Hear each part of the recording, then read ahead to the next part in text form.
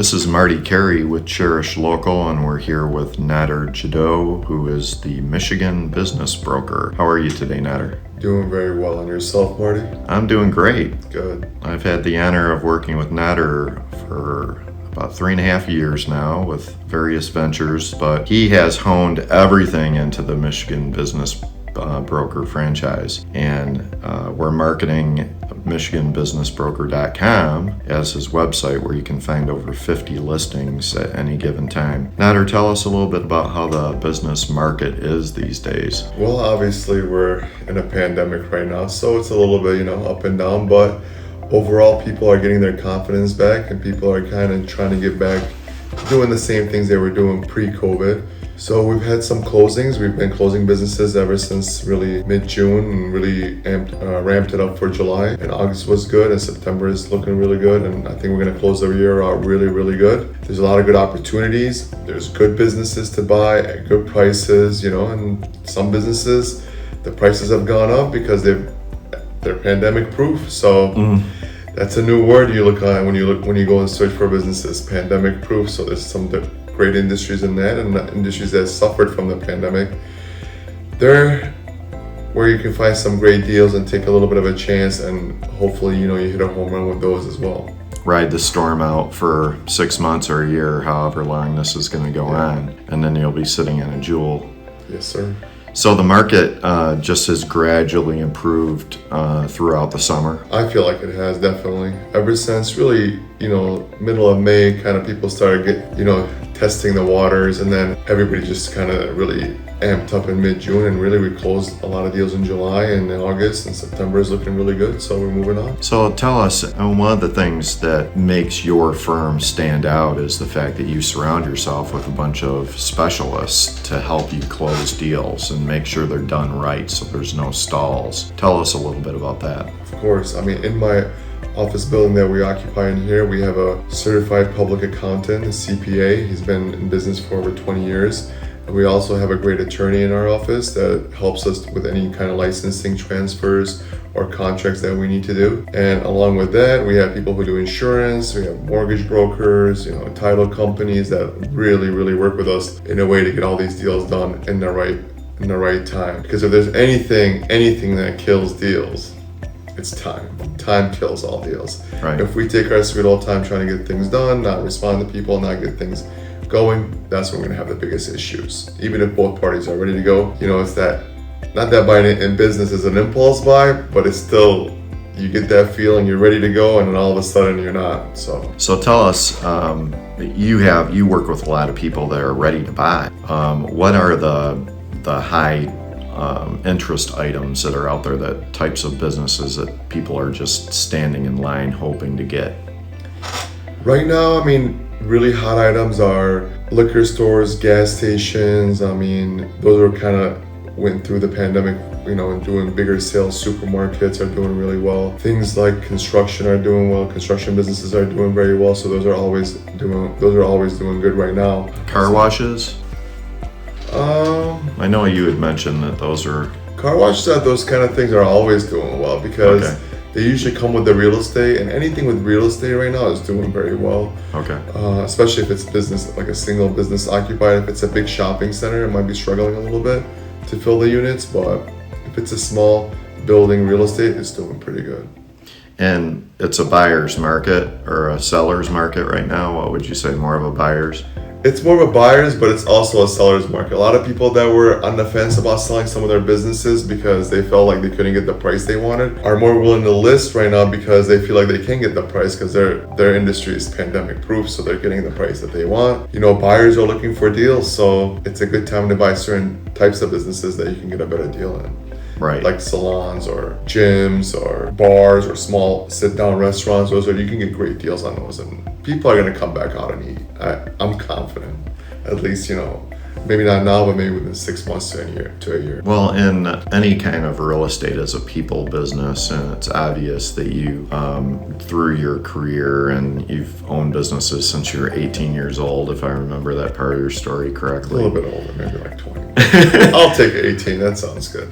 But you're a likable guy. and you've made friends over the years. So a lot of people know you in the Southeast Michigan area, but it takes more than knowing somebody. It takes you doing the work. So what is it that when people talk to you and they're worried, they're just trying to figure out how to sell their business or whatever, what are the tips that you give them for getting ready to sell their business, or what to think through? I mean, if we're talking about sellers, any seller should think of their business as like how they think of their home. It's curb appeal is always what people want, right? What is a real estate agent for homes going to tell you? Make sure your landscaping is good, everything is together, maybe you touch up the paint. I'm not saying to put lipstick on a pig, but you have to first, it's the first impression. And it's the reason I dressed up in a nice shirt, so that your impression of me is like, hey, at least this guy took a shower today, wore clean clothes. But, and so Nutter is wearing matching pink socks, just so you can get that visual. Yeah, Marty checks them out every time. But that's the first things first, is we want to make sure the business shows well, just physically shows well, and that's the first thing. Obviously, you could have the prettiest business ever, but if the numbers are not there, it doesn't matter, because no one is buying your business just to have a nice place. It's not like a house. Yeah, sure. House looks great. I'll pay a little extra. It's fine, because you're getting a real thing. But in the business, it doesn't matter how pretty it is. If it does not make money, buyers are not going to buy it. So you have to have your financials in order.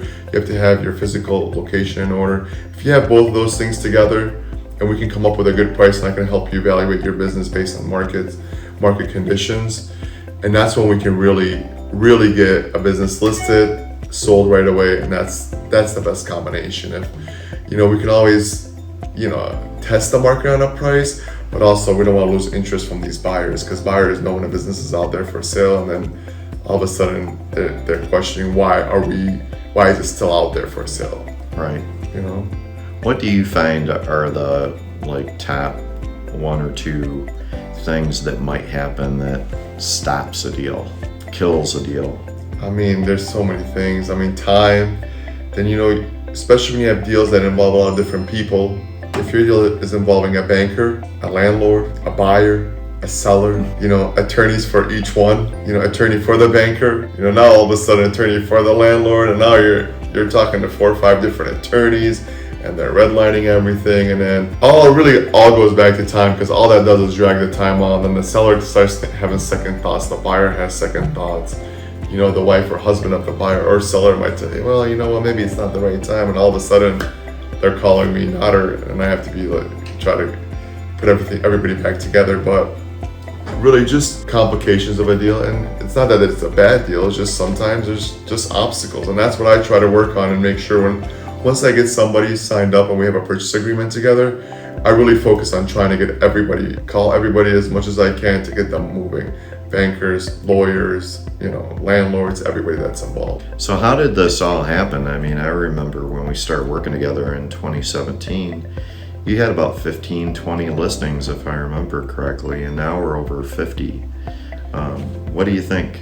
I mean, before I had businesses I was operating too, I owned some restaurants, I had assisted living, we're doing, plus I have, really young children too. So going through all that, and really, during the last few years, just decided to focus on this solely. And, I sold my own businesses, and that's what got me into this anyways, because I was buying and selling my businesses, and I said, hey, this seems kind of cool. And I started doing it, and I started with Capital One with Greg Edgecombe, who helped me out a lot. At this point, it's just my main focus is this, and I really think 50 listings is just the start, and I think we are going to grow our team of people that we have working with us, and grow our listings and grow and help people as much as we can. So you're Michigan business broker right now, or you want to be United States business broker? I mean, one step at a time. We have some listings out of the state, but it just depends. If there's a market for it and we can service it the right way, then we would do it. It's all about the service we can provide, because even having 50 listings or 30 listings, if you can't provide the right service to the buyers so that we can get them together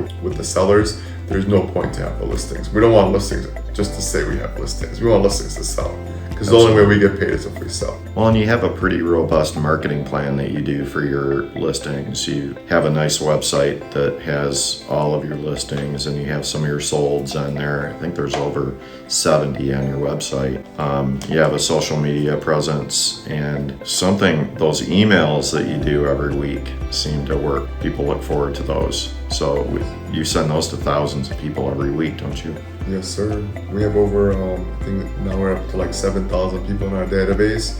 These are people that over the years have contacted us, or just contacts at me that I've worked with in the past that either help me get listings or find buyers, or are buyers or sellers. So you want to be top of mind, because finding a business is it's something you want to do people do over time, and they might not be ready today, but they might be ready in a year from now, and sellers or buyers.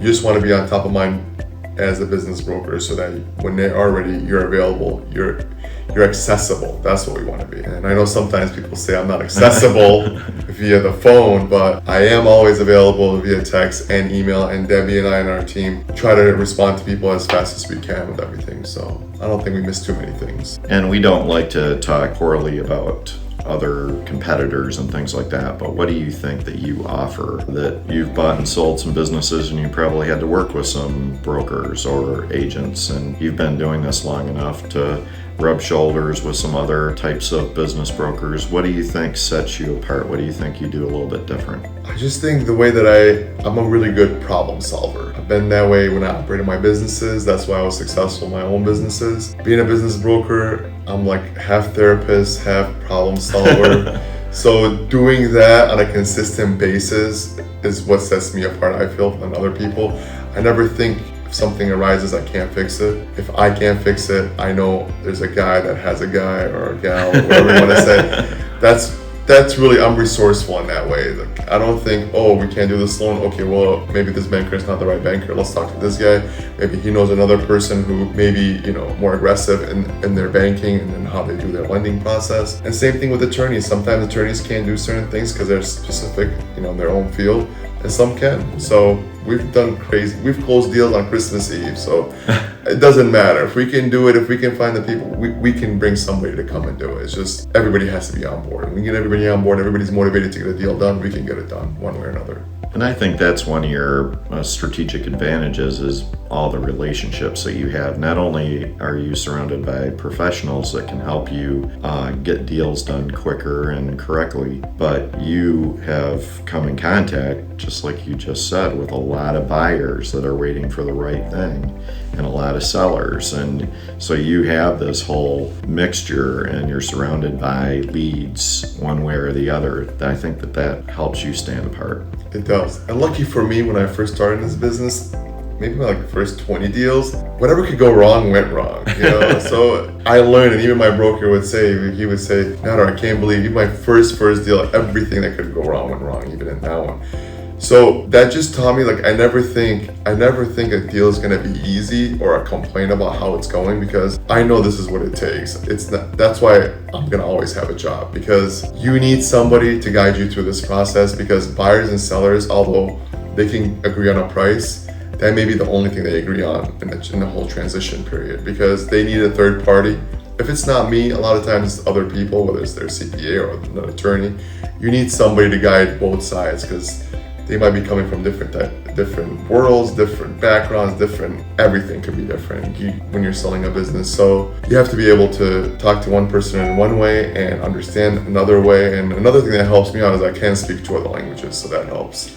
That's gotta be a good thing. So that helps out, for the people that speak those languages. So I can speak Arabic and Chaldean, which is helpful in a lot of ways. I bet it is. So any finishing thoughts on advice that you give people that are looking to sell their business, or the people that are looking to buy a business? Any words of wisdom? I mean, if you're looking to sell your business, curb appeal is great on your store, and also you have to have all your financial information in order. If you don't, no one is going to want to buy your business. People, first thing they ask me, why is the person selling? Where are their financials? So that's that. And then if you go to the buyer, 2 things for them. They must get their financials together, because the first thing I'm going to ask them is, do you have proof of funds? Right. because how are you gonna, oh, I have money. Well, I have to show it because we have to see, the seller wants to know you're qualified. And also due diligence. I mean, people throw that word around all the time. It means a lot of things, but you have to make sure what you're buying is what you want to buy. You have to be comfortable. Are you gonna want to do this business? Because buying a business is not just getting a job or whatever. You have to change your lifestyle sometimes in certain types of businesses. You may have to do different things with your family, your bank statements, but all these things are going to change immediately for you. So you have to be prepared, you have to do your due diligence, you have to make sure you've done your research and, is this what you want to do? And then once you get that and you get a business together, you're going to have to make sure that business is what we're marketing it to be, which it will be because I already have the financials from that guy. So just got to make sure you're good. I think the best advice you said was treat this like it's your home. So it's like all the things, and most people that buy or sell businesses have already bought or sold homes. It's something we can relate to. That's the thing about what I can do is I can relate to a lot of these buyers and sellers because I've sold and bought my own businesses, and I've gone through different, I've done land contracts, I've done bank, SBA banking, I've done cash deals, I've done different types of things. So just negotiating all those deals on my own, I know how it is to be a buyer and to be a seller. And on some of my deals, I wish I had a mediator to help me out. Some of them I didn't, some I did. So it's just, some of them I was a business broker, so had to put on a couple different hats. So the fall is here and business is good at Michigan Business Broker. See the link below for all the different ways to get a hold of Nader and his team. And we wish you nothing but the best for the remainder of 2020 and beyond, sir. Yes, sir. Enjoy the nice weather, and hopefully we get some nice fall weather and enjoy the holidays. Thank you so much. Yes, sir.